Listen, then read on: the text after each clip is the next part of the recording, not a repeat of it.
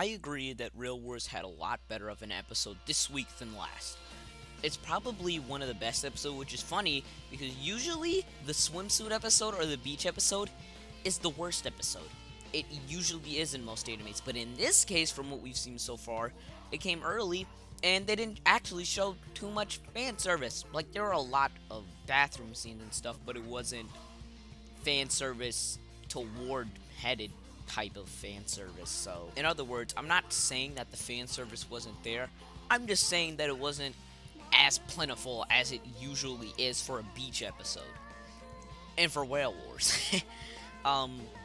Before I go ahead and get off of fan service, though, I already called dibs on Aida and Noah.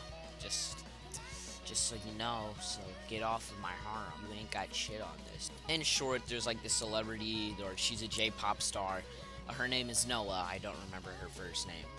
But pretty much she comes to town for this opening of like this new railway station, if I'm correct. And there's somebody trying to like use confetti or something that like burns, but it's not harmful, just to kind of scare her. They don't really give a reason why, but you have to assume it's just to scare or just to cause calamity for some reason. He ends up getting stopped at the end of the episode. There is one thing I want to talk about, though, that I think could have brought this series to a more mainstream level.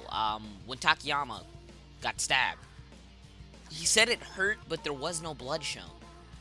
What if there was blood shown? I think that if there was blood shown, this series could have easily have gone to the forefront of this anime season. Blood does a lot for an anime series, and imagine Real Wars with gore. Imagine Real Wars, something that seems so lighthearted now, with a lot of blood and gore in it. I think that would actually be really interesting. I think that this concept, along with gore, not like Mirai Nikki gore, but like with blood somewhere, it raises the series to another level. I think that's the only way I can describe it. Now, plot-wise, I did like the episode, and one thing I really want to praise it for is how much better the animation was this episode than the last episode. Last episode, one of the things that bothered me was at the beginning and the end of the episode. There was a scene where the train is supposed to be moving, but the only thing that's moving is the scenery, not the train. The scenery is moving backwards, the train's not. So now they fixed that this episode, it was twice, I guess just to make up for last time, that the scenery is staying still and the train is actually moving. So they're actually making the train the object that moves, like it should have been in the episode before this. A lot of the animation was a lot better this episode. I was trying to actually find flaws.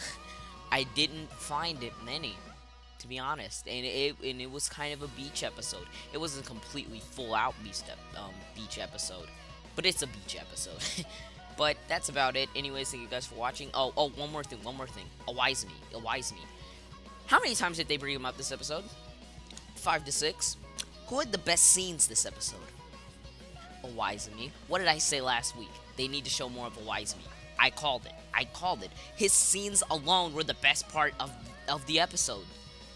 I'm just calling. Anyways, I will see you guys later. Deuces.